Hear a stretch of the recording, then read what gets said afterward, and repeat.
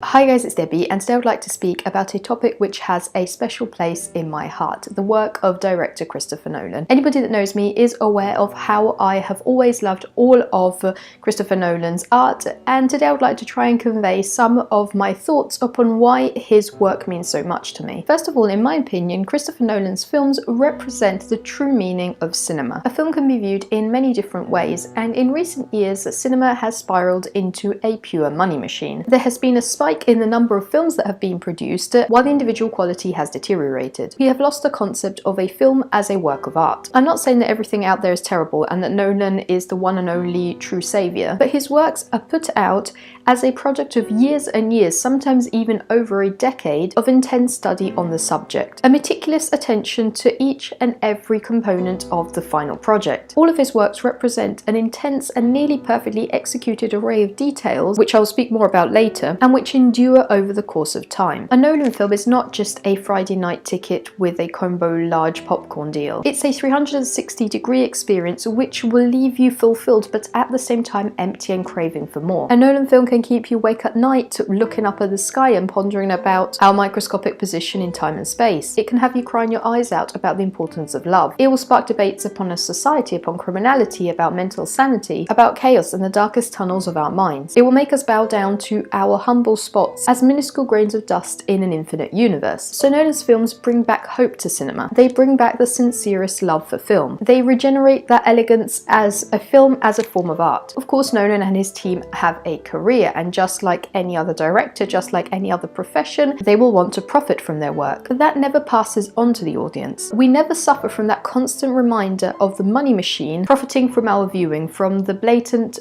product placement, the big names of the big stars, the bright but empty plot. Pick any big recent blockbuster: Suicide Squad, It, Justice League, even La La Land. With these films, we do not lose ourselves in the story. Within the film itself, we are customers paying to buy an item. We are experiencing a product just as outside viewers. With certain other directors and other films, like Nolan's instead, I feel that something is playing so deep within our hearts that we cannot just view them as an external paying spectator at a circus of actors with fat paychecks in their pockets. There is something that will never leave us, even over the course of time. You will never picture the concept of space, time, love in the same way after watching Interstellar. You may not agree with it, you may not even like the film, but from that point onwards something has stuck with you. And once Nolan has made a film on a topic, he makes it very hard for anybody to outdo that same concept. And this is due to the meticulous care for details and the intense research which goes into a Nolan branded film regardless of the genre. For example, Nolan has often invested in the use of practical effects rather than use of CGI in order to convey a realistic experience for the viewers. The creation of Dunkirk took so long, even for just simple things such as finding ships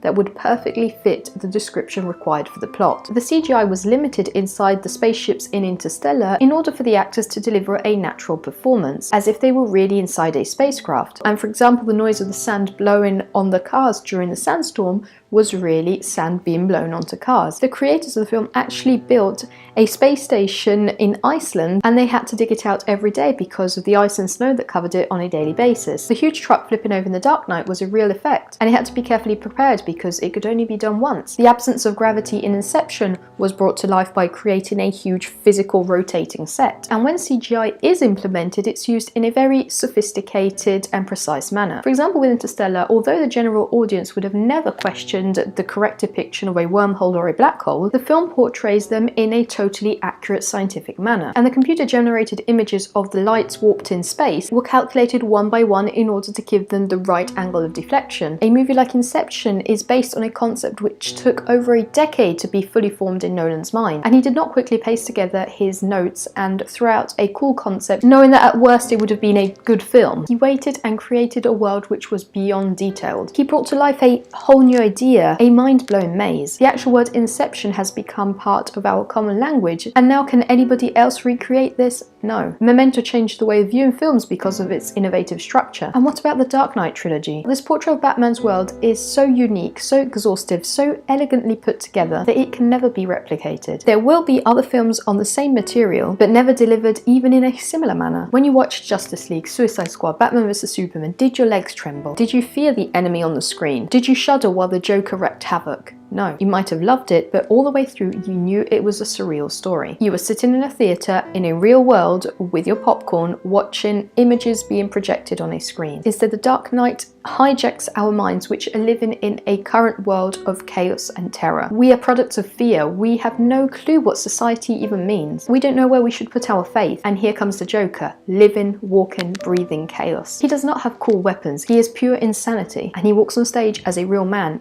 against a real Batman. We forget that Gotham doesn't exist and that Harvey Dent is just a name on a script. The Joker is everything we fear on a daily basis, when we feel that there's just chaos in the world. Now try and replicate that. Nolan describes this as a cinematic reality, a reality within a constructed world. We relate to these themes in The Dark Knight and to many other characters in other Nolan films because they are human and we accept in the reality of the film we are stepping into. We burst into tears witnessing the hardships of the relationship between Matthew McConaughey's character and his daughter in Interstellar, regardless of the fact that he is on a, for now, unrealistic epic space journey through a wormhole, because we are within the cinematic experience. We try to make our own choice while we're on the ships in The Dark Knight. We try to question Borden's debatable life choices in The Prestige, which by the way is set in the 18th century but feel just as modern as today. We enjoyed Dunkirk and understood the events within the film without even having any previous knowledge about the subject before watching the film, and hardly any dialogues explaining the situation. For 2 hours we forgot our reality and we stepped into the film, into its reality. And it will always be a subjective experience, both for the characters in the film and for the audience. We are subjected to existential dilemmas, torn apart personalities, hope, moral judgment, regardless of the genre or the topic, and this travels straight to our own personal experiences. And another way by which Christopher Nolan lets the viewing experience be as personal as possible is by avoiding to put too much of himself out there.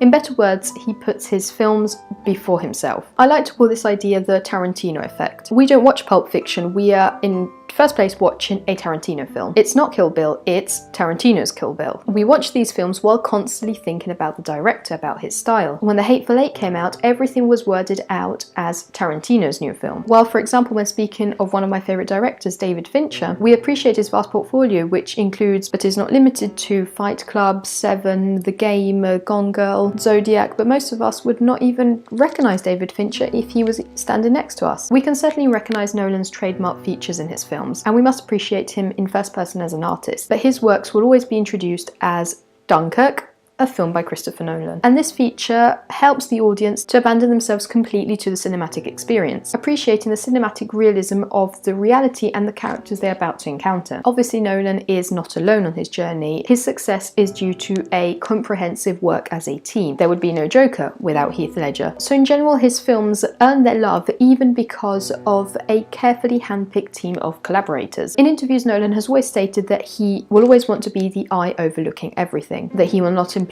second unit directors, but at the same time he's always overseeing a team of people he can trust and collaborate with. Let's say he's like an orchestra conductor. If you notice, there are quite a few recurring names in his casts: Michael Caine, Cillian Murphy, Tom Hardy, Christian Bale, cinematographer Hoyte van Hoytema, Anne Hathaway. He knows exactly what these individuals are best at conveying and works together with them, not over them, to help them express their abilities. His brother Jonathan Nolan, which by the way created Westworld, is often the hand behind the scripts. And even when he is not relying on his recurrent collaborators, Nolan carefully picks even the most unlikely individuals, but which will be perfect in the designated role, with the exact necessary features, the exact spirit. Take a look at Heath Ledger as the Joker, Scarlett Johansson and Hugh Jackman in The Prestige, Harry Styles in Dunkirk, Robin Williams and Hilary Swank in Insomnia. Who would have ever placed a bet on that? But once we've watched it, we can't see it otherwise. Speaking of long-term co-workers, I would like to take some time to speak about composer Hans Zimmer, one of Nolan's greatest work partners, and an element I believe has been vital in the success of Chris's films. Hans Zimmer has a work background of over 150 film scores and has composed many for Nolan: Dark Knight Trilogy, Inception, Interstellar, Dunkirk, and it's his music which helps us, as I was mentioning before, to move beyond the simple acknowledgement of a product as paying customers and to fully enjoy the complete cinematic experience. Zimmer's soundtracks have nuances which are very hard to describe. They touch something deep inside our hearts and minds, and they appear to thoroughly illustrate what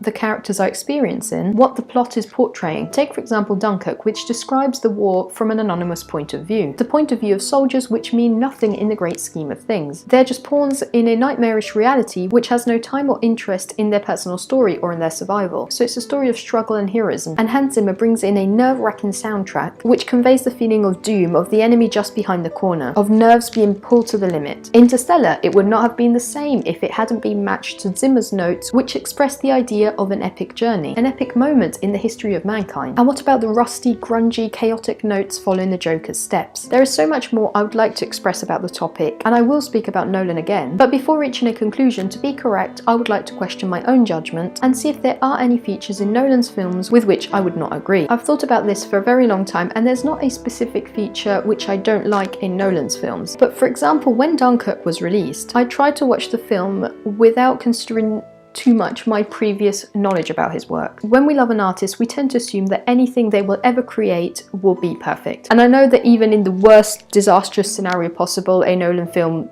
will be a good film. But I always try to view his new works without previous judgment, and turns out I always love them anyway. Let me know about your thoughts on Christopher Nolan with a comment here below. I hope you enjoyed this video. If you did, make sure to subscribe for more movie related content, and I'll see you soon. Bye!